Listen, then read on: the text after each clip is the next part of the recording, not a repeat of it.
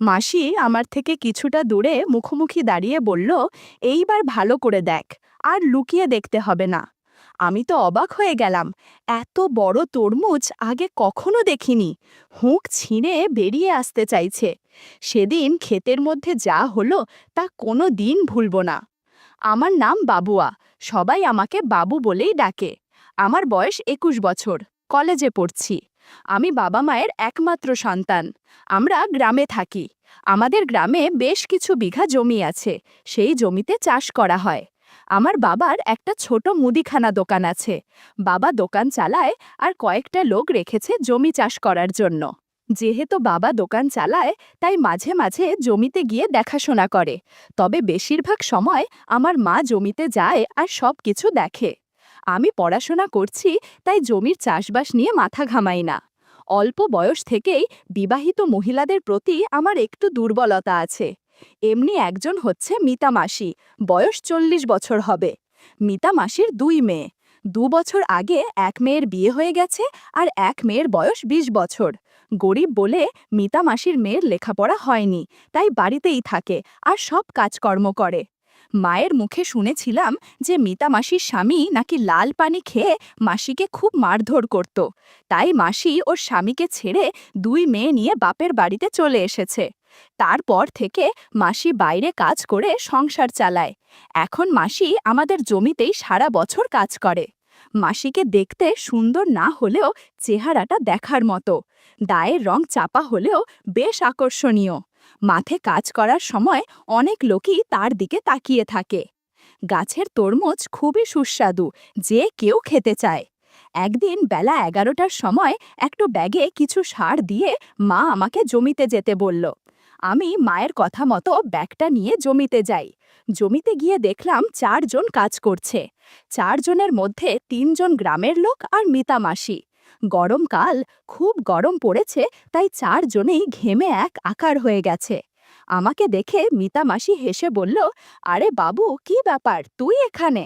আমি বললাম, মা আমাকে পাঠালো, এই ব্যাগে সার আছে, নিয়ে এসেছি। মাসি বলল, আরে সার নিয়ে আসতে হবে, সেটা তো তোর মা আমাদের বললেই গিয়ে নিয়ে আসতাম, তাহলে তোকে এই রোদে কষ্ট করে হেঁটে নিয়ে আসতে হতো না। মাসি এসে আমার হাত থেকে ব্যাগটা নিয়ে একটা কাজের লোককে ডেকে সার দেবার নিয়ম সব বুঝিয়ে দিল। আমি বললাম, তাহলে এবার আমি যাই? মাসি বলল, এত দূর থেকে হেঁটে এসেছিস, এক্ষুনি যেতে হবে না। যা ওই গাছের নিচে বসে একটু বিশ্রাম নিয়ে তারপর যাবি, বলে আবার জমিতে নেমে গেল।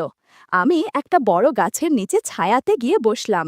আমি যেখানে বসেছি তার একটু দূরেই মাসি কাজ করছে। মাসি এখন একটা কম দামি পাতলা সিল্কের শাড়ি পরে আছে, কোমরে একটা গামছা বাঁধা। মাসির ব্লাউজটাও বেশ পুরনো মনে হচ্ছে দেখে। মাসি কাজ করছে আর আমি মাসির দিকে তাকিয়ে আছি। হঠাৎ মাসি মুখ তুলে আমার দিকে তাকিয়ে দেখল। আমি তার দিকেই তাকিয়ে আছি। এরপর মাসি মিচকি হেসে আবার কাজ করতে লাগলো। আমি অবাক হয়ে গেলাম, কারণ আমি যে তরমুজ দেখছি সেটাতে মাসির কোনো ভ্রুক্ষেপই নেই। যেন মনে হচ্ছে কিছুই হয়নি। বন্ধুরা, কিছু বিষয় ইউটিউবের করা নিয়মের কারণে সরাসরি বলা যাচ্ছে না। তোমরা কমেন্টে দেয়া লিংক থেকে আমার ওয়েবসাইট ভিজিট করো, সেখানে একদম খোলামেলা গল্প দেয়া আছে। একটু পর মাসি আমার কাছে আসলো বিশ্রাম নেয়ার জন্য। মাসি বলল, কিরে, কি দেখছিলি ওভাবে? মাসির কথা শুনে একটু অস্বস্তিতে পড়ে গেলাম। কিছুই বলতে পারছিলাম না, শুধু আমতামতা করছিলাম। মাসি বলল, কেমন দেখতে? আমি সাহস করে বললাম, ভালোই, তবে পুরোটা তো দেখতে পাইনি। মাসি বলল, ওরে বাবা, ছেলের আবার পুরোটা দেখার শখ। আমি বললাম, তরমুজ ভালো হলে সবাই পুরোটাই তো দেখতে চাইবে। মাসি হেসে বলল, তুই পুরোটা দেখবি নাকি? মাসির কথা শুনে আমি অবাক হয়ে তাকিয়ে রইলাম। মনে মনে ভাবছি যে মাসি কি সত্যিই আমাকে দেখতে দিবে? আমি বললাম, এখানে দেখব কিভাবে? মাসি বলল, তোদের অন্য একটা জমিতে চল, ওই দিকটায়। আমি খুশি হয়ে বললাম, হ্যাঁ হ্যাঁ চলো, আর অপেক্ষা করতে পারছি না। এরপর মাসি কাজের লোকগুলোকে উদ্দেশ্য করে বলল যে আমি বাবুকে নিয়ে পাশের ধান ক্ষেতটা দেখাতে যাচ্ছি, ততক্ষণ তোমরা কাজ করো, একটু পরেই আমরা চলে আসব। লোকগুলো বলল, আচ্ছা দিদি, যাও, আমরা কাজ করছি। মাসি আমার সামনে হেঁটে যাচ্ছে আর আমি পিছনে। মাসির হাঁটার স্টাইল আমার খুব ভালো লাগছিল। 10 মিনিটের মতো হাঁটার পর আমরা একটা জমির মাঝখানে চলে এলাম। এই জমিতে এত বড় বড় ধান গাছ চাষ হয়েছে যে দূর থেকে বোঝা যাবে না যে এই জমির ভিতরে কেউ আছে। যাই হোক, মাসি আমার থেকে কিছুটা দূরে মুখামুখি দাঁড়িয়ে বলল, এই দেখ। আমি ক্ষেতের তরমুজ দেখে অবাক হয়ে গেলাম। এত বড় তরমুজ আগে কখনো দেখিনি। তরমুজ অনেক ফর্সা ছিল। মাসি তরমুজ দেখাতে দেখাতে বলল, আগে বল, এইসব কথা কাউকে বলবি না তো?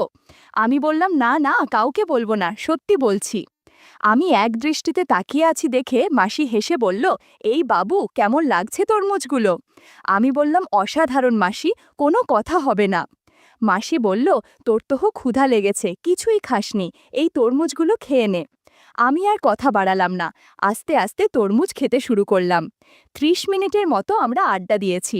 মাসি বলল, না আর এখানে থাকা যাবে না, অনেকক্ষণ হয়ে গেছে এসেছি, কেউ এসে পড়লে সমস্যা হয়ে যাবে, এবার চল। এরপর আমি আর মাসি জমির থেকে রওনা দিলাম। আগের জমিতে ফিরে এসে দেখলাম সেই লোকগুলো আগের মতোই এক মনে কাজ করছে। মাসি লোকগুলোকে উদ্দেশ্য করে বলল, আচ্ছা ভাই, অনেক কাজ হয়েছে, এবার সবাই বাড়ি চলো, গিয়ে খেয়ে আসি, বাকি কাজ পরে হবে। মাসির কথা শুনে সবাই একসঙ্গে জমি থেকে উঠে বাড়ির দিকে চলে গেল। আমিও সারের ব্যাগটা হাতে নিয়ে বাড়ির দিকে রওনা দিলাম। মাথার উপরে সূর্য দাঁড়িয়ে আছে। বাড়ি ফিরে স্নান করে দুপুরের খাবার খেয়ে নিলাম। এর মাঝে কয়েকদিন কেটে গেল। একদিন মার কাছ থেকে জানতে পারলাম মাসি অসুস্থ হয়ে পড়েছে। তার ছোট মেয়েও বাড়িতে নেই, তাই মা আমাকে মাসির দেখাশোনা করার জন্য যেতে বলল। কথা মতো আমিও চলে গেলাম মাসির বাড়িতে। বুঝলাম মাসি রাগ করেছে কয়েকদিন দেখা না করার কারণে। মাসিকে ওষুধ দিয়ে বললাম, খেয়ে নাও। মাসি কোনো কথা বলছে না। মাসির মুখের দিকে হাত নিয়ে মুখ ঘুরিয়ে বললাম, তুমি যদি ওষুধ না খাও আমি চলে যাব, আর আসব না। মাসি দেখলাম আমার হাত থেকে ওষুধ নিয়ে খেয়ে নিল। আর কোনো কথা হলো না। হঠাৎ বাসার কলিং বেল বেজে উঠল। আমি গিয়ে দরজা খুলতেই দেখি মাসির বয়সী এক মোটা মহিলা। মহিলাকে দেখে চিনলাম না, তাই জিজ্ঞেস করলাম, কাকে চাই? উনি বললেন, মিতা নেই? আমি আছি বলে ওনাকে ভেতরে আসতে বললাম। গিয়ে মাসিকে বললাম, এক মহিলা এসেছে। মাসি দেখলাম ওড়না ঠিকঠাক পরে বলল ভেতরে নিয়ে যেতে। আমি গিয়ে ওই মহিলাকে বললাম, মাসি আপনাকে ভেতরে রাখছে। উনি যাওয়ার সময় ওনাকে ভালোভাবে দেখলাম, বেশ স্বাস্থ্যবান, শাখা সিঁদুর নেই। উনি ভেতরে ঢুকতেই বলে উঠল, ও মিতা, কেমন আছিস? উনি মাসিকে শোয়া অবস্থায় দেখে জিজ্ঞেস করল, মাসির কি হয়েছে? মাসি বলল, কলতলায় পড়ে গিয়ে কোমরে সামান্য ব্যথা পেয়েছে। আমি মাসিকে বললাম, তোমরা কথা বলো, আমি টিভি রুমে আছি। এই বলে টিভি রুমে গিয়ে সাউন্ডটা বাড়িয়ে দিয়ে মাসির রুমের সামনে এসে ওদের কথা শুনছিলাম। রিনু মাসি বলল, ছেলেটা কে রে মিতা, আগে তো দেখিনি। মিতা মাসি আমার কথা সব বলল, কিন্তু মাসিকে সেদিন খান ক্ষেতের ঘটনা বলল না। রিনু মাসি চুপি চুপি বলল, ছেলেটা কিন্তু হ্যান্ডসাম, আমি হলে তো কবেই বন্ধুত্ব করে ফেলতাম। আসলাম অনেক দিন পর তোর সাথে গল্প করতে, আর তুই কিনা বিছানায় পড়ে রইলি, আমার মনটা কেমন যেন করছে। মিতা মাসি বলল, তোর মুখে কিছুই আটকায় না, ওর অবয়স খুব বেশি না, আর আমি ওকে দিয়ে কিছু করাবো না, জানাজানি হলে কি হবে ভেবেছিস? রিনু মাসি বলল, কেন, ওর কি ক্ষমতা নেই? ওকে দেখে তো মনে হচ্ছে ভালোই শক্তিশালী। আমি ওদের কথা শুনছিলাম আর মনে মনে খুশি হলাম। যাক, একসাথে দুজনকে বন্ধু বানানো যাবে। একটু পর আমি টিভি রুমে ফিরে এলাম। কিছুক্ষণ যেতেই আবার বেল বেজে উঠল। খুলে দেখি মা দাঁড়িয়ে। মা ভেতরে ঢুকে মাসির রুমে গেল। আমি মাসিকে বললাম, আমি তাইলে মাসির জন্য কিছু ওষুধ নিয়ে আসি। রিনু মাসি বলল, ওষুধ কোথা থেকে নেবে? আমি ঠিকানা বলতেই রিনু মাসি বলল, ভালোই হলো, পথে আমার বাড়ি পড়বে, আমাকে মামিয়ে তুমি ওষুধ আনতে যেও। বাড়ি থেকে বের হয়ে ট্যাক্সি না পেয়ে রিকশা নিলাম। মাসির কারণে রিকশাতে দুজনের বসতে একটু কষ্ট হচ্ছিল, আর মাসি তা বুঝতে পেরে কোনো মতে চাপাচাপি করে বসল। মাসি আমার সাথে কথা বলতে লাগলো, কি করি না করি এইসব। মাসির কথা থেকে জানতে পারলাম মাসির স্বামী গত হয়েছে প্রায় 8 বছর। এক ছেলে এক মেয়ে, দুজনই বিবাহিত। ছেলে দেশের বাইরে পড়াশোনা করতে গিয়ে ওইখানে বিয়ে করে সেটেল হয়েছে, আর মেয়ে শ্বশুর বাড়ি থেকে এসে দেখে যায় বাড়িতে একটা কাজের মেয়ে রয়েছে যে সব কিছু করে দেয়। মাসির হাবভাব তেমন একটা ভালো লাগছিল না। রিকশায় ভালো করে বসার বাহানায় জাদুর লাঠিতে বারবার ধাক্কা দিচ্ছিল। কিছুক্ষণ পর মাসি বলল, আমি সামনেই নেমে পড়ব, যদি কিছু মনে না করো তাহলে তোমার নাম্বারটা দেবে, যদি কোনো প্রয়োজন হয় তাহলে তোমাকে ফোন করব। কি আসবে তো এই মাসির বাড়িতে? বললাম, যদি সময় পাই তো অবশ্যই যাব। আর মনে মনে বললাম, তোমার সেবা যত্নও করব। মাসিকে নাম্বারটা দিলাম। মাসি আমার নাম্বারটা নিল। কিছু দূর যেতেই মাসি রিকশা থামিয়ে নেমে গেল। মাসিকে বিদায় জানিয়ে আমি রিকশাতে ওঠার পর মাসির দিকে তাকাতেই কেমন জানি অদ্ভুত চাহনি দিল চোখে মুখে। হাত নেড়ে বিদায় জানালাম। রিকশা চলতে থাকলো, আর আমি কিছুক্ষণ আগে ঘটে যাওয়া মুহূর্তগুলো ভাবছিলাম। রিকশা ফার্মেসির সামনে দাঁড়ালো। আমি ভাড়া মিটিয়ে মাসির জন্য সব ওষুধ কিনে নিলাম। ফার্মেসি থেকে বের হয়ে মাসির বাড়ির উদ্দেশ্যে রওনা দিলাম। মাসির বাড়িতে এসে বেল টিপতেই মা দরজা খুলে দিল। মাসিকে ওষুধপত্র সব বুঝিয়ে দিয়ে আমি আর মা বাড়ি ফিরে এলাম। পরের দিন রিনু মাসিকে ফোন করলাম। জানতে পারলাম কাল কাজের মেয়ে ছুটি দিবে। আমাকে নিমন্ত্রণ করেছে ভাপা পিঠা খাবার জন্য। মনে মনে ভাবলাম, যা করার কালকেই করতে হবে। আগে থেকেই 5টা বেলুনের প্যাকেট কিনে নিলাম। পরের দিন সকালে নাস্তা খেয়ে জিমে চলে গেলাম। ভালোভাবে খেলার প্রস্তুতি নিতে হবে। জিম করে ফ্রেশ হয়ে দুপুর 12টায় বেরিয়ে পড়লাম রিনু মাসির বাড়ির উদ্দেশ্যে। আমার পকেটে আগের দিনের কেনা বিদেশি বেলুন। আধা ঘন্টার মধ্যেই রিনু মাসির বাড়িতে গিয়ে পৌঁছলাম। কলিং বেলের আওয়াজ শুনে রিনু মাসি এসে হাজির। বেশ সেজেছে দেখছি। চুল ছেড়ে রেখেছে, সাদা শাড়ি পরেছে, টাইট ব্লাউজ, ঘরোয়া বৌদির মতো দেখতে লাগছে। রিনু মাসি বলল, কেমন দেখাচ্ছে বলো? আমি বললাম, বাহ, বেশ লাগছে তো আপনাকে। অনেকটা কম বয়সী মেয়েদের মতো লাগছে আপনাকে। মাসি একটু লাজুক সুরে বলল, উফ, কি যে বলো না। আমি সহজ হওয়ার জন্যে এমন হাবভাব করছি, যেন মনে হয় আমি মিশুক স্বভাবের মানুষ। নিজেকে স্বাভাবিক রাখার আপ্রাণ চেষ্টা করে যাচ্ছি। ঘরটা বেশ ছিমছাম, রুচির ছাপ আছে। মাসি বলল, এই বাবু, তুমি চা খাবে তো? আমি মজা করে বললাম, না খেয়ে গেলে হবে না। মাসি হেসে বলল, এখন থেকে তুমি মাঝে মাঝেই আসবে নিশ্চয়ই খেতে। মাসির চোখে দুষ্টুমি আর কৌতুক মেশানো হাসি। একটা অদ্ভুত হাসি চেপে বলল, সময় নিয়ে এসেছ তো, নাকি শুধু খাবার খেয়েই চলে যাবে? আমি না বুঝে জিজ্ঞেস করলাম, কেন জিজ্ঞেস করছেন? মাসি বলল, না, আমি ভাবলাম প্রথম দিন এলে তাই আর কি। বুঝতে পারলাম মাসি আমার উদ্দেশ্য আমার মুখ থেকে শুনতে চাইছে। আমি বললাম, এই দুপুরবেলা ভাপা পিঠা আর জাম্বুরা খেতে চাই। আমি নিজের কানকেই বিশ্বাস করতে পারছি না যে এরকম পরিবেশে বসে একটা মহিলার সাথে এইভাবে কথা বলছি। কিন্তু যা বলছি জ্ঞানেই বলছি। তাই সরাসরি নিজেই চলে এলাম প্রসঙ্গে। অন্তত খাবার খেয়েই চলে যেতে চাই না। কেউ দেখুক আর না দেখুক, কেউ জানুক আর না জানুক, আজ খাবার খেয়েই যাব। মাসি বলল, বাব্বা, এত তাড়া কিসের? তোমার জন্য অনেক খাবার আছে। কথাটা বলে মাসি আমার সামনে বসল আর ভাপা পিঠা এগিয়ে দিয়ে বলল, আস্তে ধীরে খাও। ভাপা পিঠা কম করে হলেও 4 কেজি করে হবে। 1 ঘন্টার মতো খাওয়া দাওয়া করলাম। তাছাড়া মাসিকে জাদুর লাঠি দিয়ে আশীর্বাদও করেছি। কিছুক্ষণ পরে ফ্রেশ হয়ে বাড়ির পথে হাঁটা দিলাম। অনেক ক্লান্ত লাগছিল বলে কখন ঘুমিয়ে পড়েছি তার খেয়াল নেই। পরের দিন সকাল থেকেই মাসির কথা মনে পড়ছিল। কোনো উপায় পাচ্ছিলাম মাসির কাছে যাবার। এমন সময় আসে বলল, সে হাতে ব্যথা পেয়েছে, যে কারণে বাড়ির কাজ ঠিক মতো করতে পারবে না। এজন্য মিতা মাদিকে কয়েক দিনের জন্য আমাদের বাড়িতে কাজ করার জন্য থাকতে বলবে। মায়ের কথা শুনে মন খুশিতে নেচে উঠল। ধান খেতে সেদিনের ঘটনার পর থেকে তেমন কিছুই করার সুযোগ হয়নি। তাই যখনই বাড়িতে কথা হচ্ছিল যে মিতা মাসিকে কাজের জন্য বাড়িতে থাকতে বলবে, আমি সবার আগে দায়িত্বটা নিজের ঘাড়ে নিয়ে নিলাম। তাতে করে আমি ওনাকে আরও কাছে থেকে দেখার সময় পাব। মাসি আসত প্রায় 7টা নাগাদ। 4 ঘন্টা কাজ করে চলে যেত। তারপর মাসি আবার বিকাল 5টায় এসে বাকি বাসন মেজে রেখে চলে যেত। মায়ের কাজ কমে যাওয়ায় মা মোটামুটি 8টা পর্যন্ত ঘুমাতো। আর বেশিরভাগ দিনই আমি সকালে বেল বাজলে গিয়ে গেট খুলে মাসিকে ভিতরে আসতে দিতাম। ইশারায় ইশারায় অনেক কথা হতো মাসির সাথে, কিন্তু ভালো সুযোগ হয়ে উঠছিল না। প্রতিদিনই দেখতাম মাসি এসেই আমার ঘরটা সবার আগে মুছত, মানে বাড়ির কেউ ওঠার আগেই। মাসি একটু অগোছালো হয়েই থাকত। আমি বুঝতে পারতাম আমার জন্য এরকম হয়ে থাকে। সে যখন ঘর মুছত, আমি এক দৃষ্টিতে তাকিয়ে থাকতাম। মাসি আমাকে দেখে মুচকি মুচকি হাসত। একদিন মাসিকে বললাম, সেই কবে জাম্বুরা খাইয়েছ, আর তো দিলে না।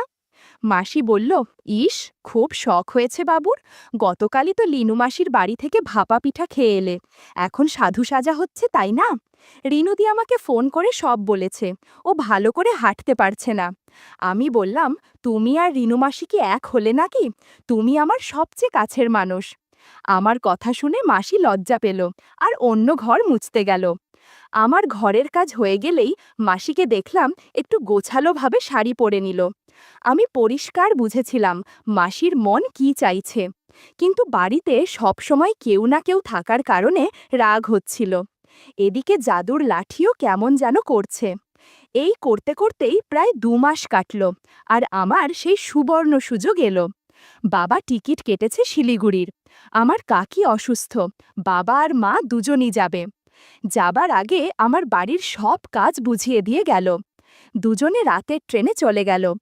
আমি সারা রাত ভাবতে লাগলাম, কাল মাসি এলেই তো তাকে সবার আগে কাজ করতে বলবো। সারা রাত আমি এইসব কাটিয়ে দিলাম। সকালে বেল বাজতেই খুব স্বাভাবিকভাবে গেট খুলে ওপরে চলে আসছিলাম। মাসি তাড়াতাড়ি গেট বন্ধ করে দৌড়ে এসে জাদুর লাঠি হাতে নিয়ে জিজ্ঞেস করল, কি ব্যাপার, আজ চলে যাচ্ছ যে? আর ভালো লাগছে না নাকি? আমি বললাম, না, গিয়ে নিজের কাজ করো, আমার ইচ্ছা করছে না কিছু করতে। বলেই আমি ওপরে উঠে এলাম। মাসি একটু রাগ করল, তা আমিও বুঝেছিলাম। বাবা মায়ের ঘর পুরো চাপানো ছিল, তাই মাসি টের পায়নি যে তারা বাড়ি নেই। আর রাগের বশে আমার ঘর না মুছেই সোজা রান্নাঘরে গিয়ে রাতের বাসন মাজতে লাগলো। ভেবেছিলাম রাগের অভিনয় করলে হয়তো আমাকে মানাতে আসবে, কিন্তু তা আর হলো না। তাই রান্নাঘরে গিয়ে জাম্বুরা হাতে নিলাম খাবো বলে। মাসি চমকে উঠে বলল, কেউ জানলে সমস্যা হবে। আমি বললাম, আজ কেউ বাড়িতে নেই। বলতেই মাসি বাসন মাজা বন্ধ করে আমার দিকে ফিরে তাকালো, বলল, তাহলে তো বেশ ভালোই হলো। আমি মাসিকে বললাম, যাও, তুমি আগে স্নান করে আসো। একটু পর মাসি দামি শ্যাম্পু দিয়ে স্নান করে আসলো। আমি মাসিকে লাল রঙের একটা নাইটি পরতে দিলাম। নাইটিটা আমার মায়ের। মাসির ভালো ভানে ফিট হচ্ছিল না, তবুও দারুণ দেখাচ্ছিল। এরপর জাদুর লাঠি দিয়ে মাসিকে আশীর্বাদ করলাম। ঘরের মধ্যে হাততালির শব্দ শোনা যাচ্ছিল। ঘণ্টাখানেক পর মৌনতা নেমে এলো। মাসি বলল, তোমার মা বলেছে পরশু থেকে একবেলা আসতে, কারণ এখন কাজ কম। আমি বললাম, তাহলে তো সমস্যা হয়ে যাবে, আমাদের আর দেখাই হবে না। মাসি বলল, না, এটা আমি মেনে নিতে পারবো না। আমি একবেলা এখানে কাজ করতে আসব, আর একবেলা যখন মাঠে কাজ করতে যাব তখন চলে আসব। ওই ধান ক্ষেতের মধ্যে আমরা দেখা করব। ওই দিন বিকারে মাসি আর আসেনি কাজ করতে। পরের দিন সকাল 7টায় বেল বাজতেই আমি নিচে গিয়ে দরজা খুললাম। খুলেই আমার মাথা গরম হয়ে গেল। মাসি এসেছে, কিন্তু সাথে তার মেয়ে। আজকে যা পরিকল্পনা করেছিলাম তার সবই বেচতে গেল, কারণ আমি জানি আজ মাসির সাথে সময় কাটাতে পারবো না। আমি ওর মেয়েকে দেখেই সোজা ওপরে চলে এলাম। ঘরে এসে শুয়ে রইলাম। মাসি বলল, আজ আমার তাড়া আছে, তাই ওকে সাথে এনেছি। সব বাড়িতে তাড়াতাড়ি কাজ হয়ে গেলে আমি ওকে নিয়ে একটু বেরোবো। আমি কিছুই বললাম না, শুয়ে রইলাম চুপচাপ। মাসি সোজা রান্নাঘরে গিয়ে আমার রাতের খাওয়া একটা থালা, কড়াই আর গ্লাস মাজতে লাগলো। মেয়ে সোজা গিয়ে ঢুকলো আমার কিছু জামা প্যান্ট আছে সেগুলো ধুতে। কিন্তু আমার ধৈর্য নেই। 6-9 চিন্তা না করে আমি সোজা রান্নাঘরে চলে গেলাম। মাসি বলল, কি করছো সোনা? আমার মেয়েটা জানলে ঝামেলা হয়ে যাবে। আমি বললাম, হোক, তোমাকে কে বলেছে ওকে নিয়ে আসতে আমার বাড়ি? জানো না, আজকেই আমাদের শেষ দিন। কিছুক্ষণের মধ্যে মাসির সাথে গল্প করতে শুরু করলাম। মাসি শুধু চেঁচামেচি করছিল। শব্দ শুনে মাসির মেয়ে চলে এলো রান্নাঘরে। এসে দেখে ব্লাউজ, পেটিকোট ওয়াশ বেসিনের পাশে রাখা। আমি মাসিকে বললাম, ও আমাদের গল্প করতে দেখে ফেলেছে, তুমি ওকে রাজি করাও। আমার কথা শুনে মাসি তার মেয়েকে রাজি করাতে চেষ্টা করল, কিন্তু প্রথমে রাজি হলো না। যখন আমার জাদুর লাঠি দেখল, তখন আর না করতে পারল না। 4 ঘন্টার মতো আমরা গল্পগুজব করেছি। আমি বললাম, বেশ হলো, তোমরা দুজন কাল থেকে ধান খেতে চলে আসবে, আর টাকা পয়সার ব্যাপারে কোনো চিন্তা করো না, দুজনকেই অনেক বকশিস দেব। কথাটা শুনে দুজন হাসতে হাসতে বাড়ি চলে গেল।